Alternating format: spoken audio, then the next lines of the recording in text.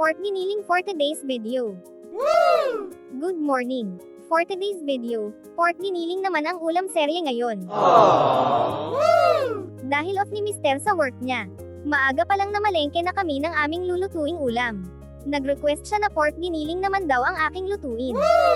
Ayan na nga, katulong ko naman si Mister for today's video, kaya magiging madali sa akin ang gumawa ng content. Kaya naman nagsabi siya, na siya na lang daw magre-ready ng mga sangkap na aking gagamitin. Kaya naman pala nagpapakitang gilas tong mister ko dahil may video. Ang galing naman talaga. Pagkatapos niyang i-ready ang ibang sangkap, itong itlog naman ng pugo ang binalatan niya. So eto na nga, naggisa na ako ng bawang at sibuyas, sunod ay ang pork giniling at hinalo-halo.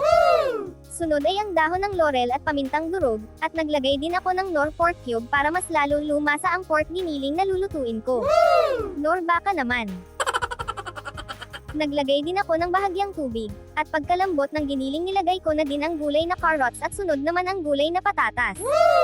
Sunod naman ay nilagay ko na ang tomato sauce. Napakadaling lutuin lang ng ulam na to at alam kong busog-lusog na naman si mister ko dito.